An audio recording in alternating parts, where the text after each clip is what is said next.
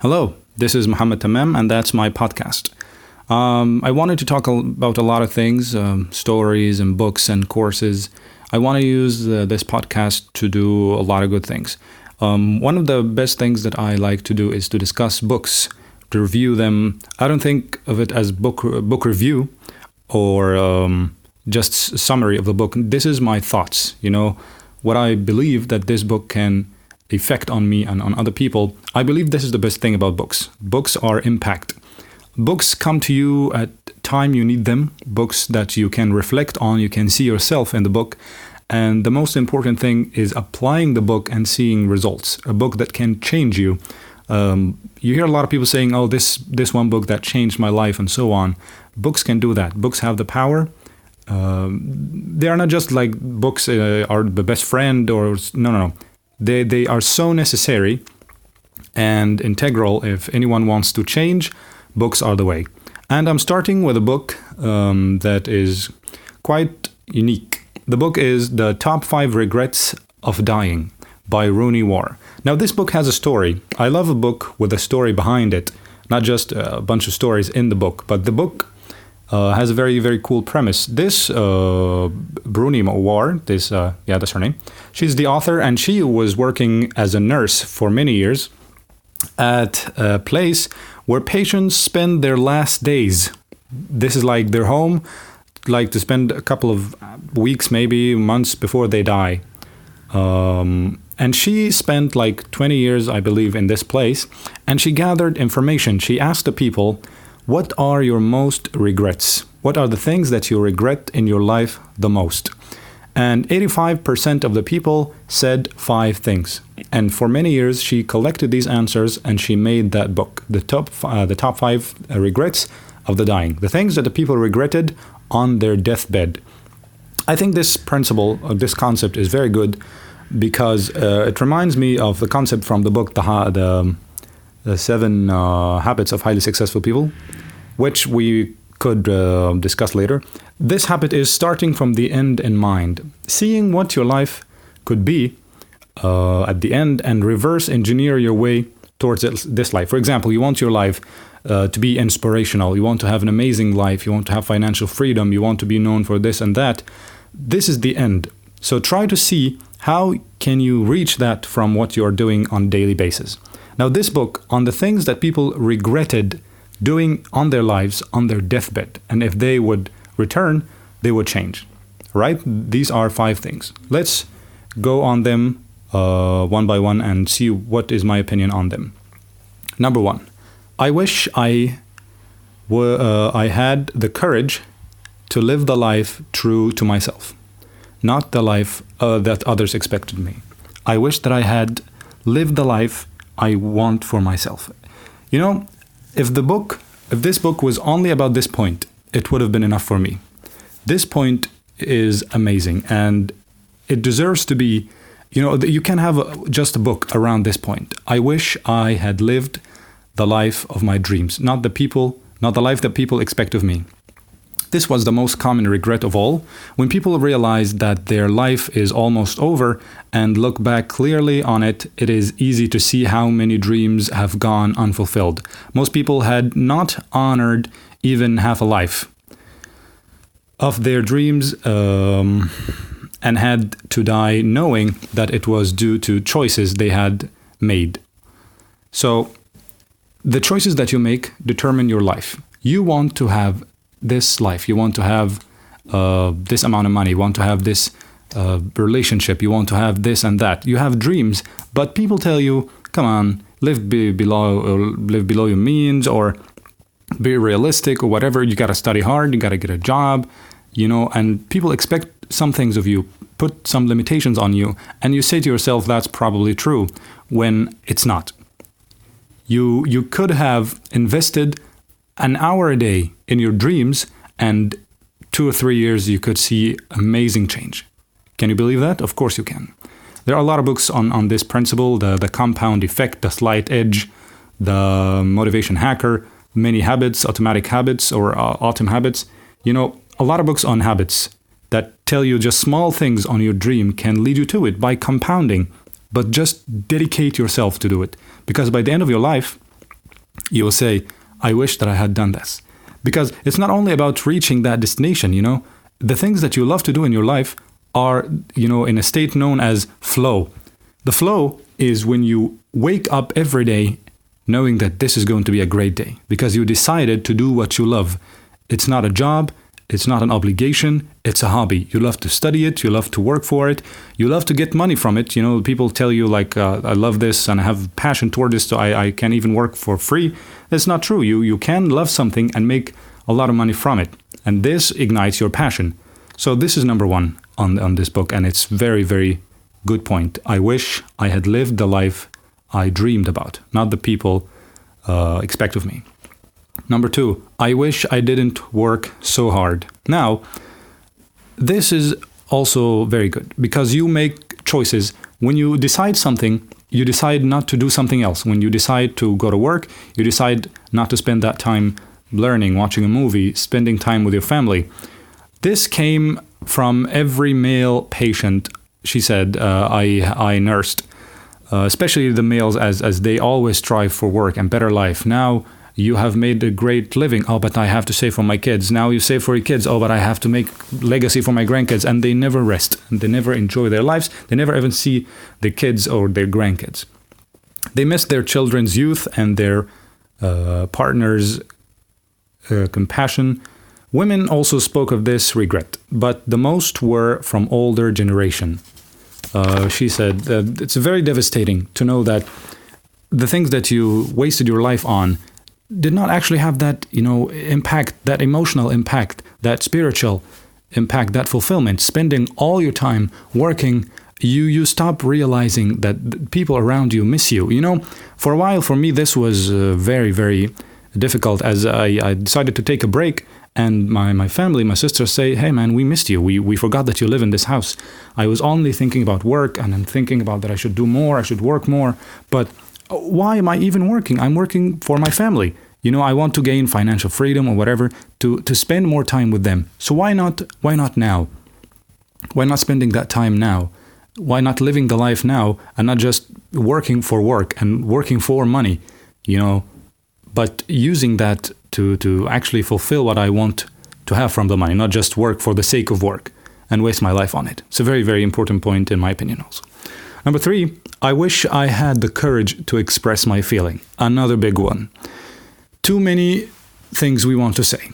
We want to say, I love you. We want to say, I hate you. We want to say, do not talk to me like that. To a boss, we want to say, I appreciate you. Thank you very much. To a partner, to a relative, to a son, to a daughter, to a mother, to a father. But we are not, we're not common to give compliments. People nowadays are very awkward in giving compliments. Like when someone compliments anyone nowadays, like, okay, so you too, or what you want. People find it odd to give compliments. And this is just one small part of it. I wish I expressed myself. Many people suppressed their feelings in order to keep pace with others. As a result, they settled for a mediocre existence and never became who they truly were. And they were truly capable of becoming. Many developed illness relating to the bitterness and resentment that they carry as a result. So they never told to the people that held grudges to them that I have a grudge. You might lose relationships and, breaking bridges and so on without actually expressing yourself. You could just say, hey man, I need you to talk to me some more. You can express your feelings. You never know. You never know. Like some people don't even propose to someone they like or reconnect their friends or whatever because they don't want to express their feelings. And when they come at the end of their lives, which is the concept of the book, they say, what if I express my feelings? What if I chose this person? What if I told him or her that I love you, that I hate you, that I forgive you? What if I expressed myself? I would have felt much, much better. So start expressing yourself. Start telling the people that you love that you really, really love. I think it's another major point. Number 4, I wish I had stayed in touch with my friends. Now, I personally do not think highly of this point. I don't know. I think it's kind of like ironic to come at your deathbed like, oh my God, I wish I spent time with my friends. I don't know. I don't see it like that. But She says, often they would not truly realize the full benefit of old friends until until their dying weeks, and it was not always possible to track them down. Many had become so caught up in their own lives that they had left golden friendship slip by over the years. You know, the one thing I note about this is that there are actually good people, there are good friends that appreciate the time that you spend with them, and it adds value to your life. You know, friends share a lot of moments with you. Friends are with you all the time. Even if you live away, even if your lives are different, your careers are different, some people just add value. Some people care about you genuinely. Some people are happy when they see you, and they make you happy when you see them. For me, I love to keep, worthy relationships and friendships specifically. I love to keep people who are worthy of being close to me, people who are energizing me always, criticizing me, but for my own benefit, people who respect me and appreciate me. I think having friends and company is a major point, not only because people say you are the result of the 5 people you live around, your education, your salary, your lifestyle is closer to the 5 people you mostly connect with, but for the spiritual journey that friends carry with you. I think this point might have significance for a lot of people. For me, it just doesn't hit the core with me. The last thing, the 5th point, I wish that I had let myself be happier. Be happier. Now, this is a great research on happiness. She says, this is a surprisingly common one. Many did not realize until the end that happiness is a choice. They had stayed stuck in old patterns and habits, the so-called comfort of familiarity, overwhelmed into their emotions as well as their physical lives. Fear of change had them pretending to others, and so themselves. They were content when deep within they longed to laugh properly and have silences in their life again. I don't like to read from a script, but this is the summary of the book written. I like to just give my thoughts on the book. And also, I know I'm kind of talking very fast. This is my first time. I might slow down later, or tell me what you think. But so, I wish I let myself be happier. Happiness is a choice. There are a lot of books on happiness. The Happiness Equation is one book, and The Happiness Advantage, another great book. So you can deduce a lot of things. You can understand a lot of things about happiness. For example, happiness is not a destination. It's not a goal. Like, hey, when I get this amount of money, I'll be happy. When I start the business, I'll be happy. When I get married, I'll be happy. It's not a milestone. It's not a destination. Happiness is in the journey, is enjoying every day for the things that you love. You know that this day is a gift, and I'm going to enjoy it so much, and I'm happy today because I'm working for the things that I love. I love my family. I'm staying time with them. I love my job. I love my knowledge, my books, my information. I love everything. I chose to be happy. This is the conclusion of happiness, the conclusion of the book, that happiness is a choice. I choose to be happy, and I say to myself, I am very happy today. I'm very grateful for all the things that I have. I have no regrets.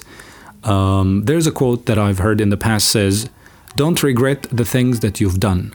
Regret the things that you never did. The things that you never did, you don't know how could they change your life. I think this book summarizes this quote, or this quote summarizes this book pretty much very well. The 5 regrets of dying. Number 1, I wish I had lived the life I always wanted to live, the life of my dreams, not the life of others. Choose now to work towards the thing that you love. You're going to enjoy your life anyway. Even if you don't make it, at least you will try. And by the end of your life, you'll say, wow, I lived my life to the fullest, the things I wanted, not anyone who ever wanted it from me. Number 2, I wish I didn't work so hard. Take a break. Enjoy nature. Go for a walk. Look at the sea. Spend some time with family and friends. Take a break. Your body needs a break. Your mind needs a break. Relax, meditate. Do not just think it's all about work. When you get to the end of your life, you'll say like, why did I do all this? I don't enjoy all that. I enjoy the moments, not just the result, as we said.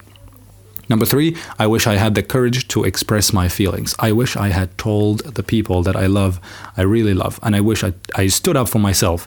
The employers that I worked for, the managers, the bullies, the people who are just bullying me, I wish I would, stood up for myself and told them, piss off. This point has a real impact on me. I get kind of emotional because I'm not going to get pushed around. I'm not going to get pushed around anymore. And this is something that also I have decided. Number 4, I wish I had stayed in touch with my friends. Again, for me, I like to reconnect with my friends again. I'm going to make some phone calls. I miss my friends and I'm going to tell them because they have done great for me. They have done great things for me. And the last thing, I wish that I let myself be happier. I'm very happy that I have done my first podcast, the first book, book summary, book review, study notes. I don't know what to call it. I've always wanted to do this, like for many years, actually. I wanted to do many things. I wanted to read audiobooks. I wanted to read a story. I've written a story and I wanted to read it as an audiobook. I also made some courses. I want to make them as an audiobook. Inshallah, I'm going to do a lot of things in the future. I want to use this productively. If you enjoyed it, tell me what you want to hear next, and see you next time. Thank you very much.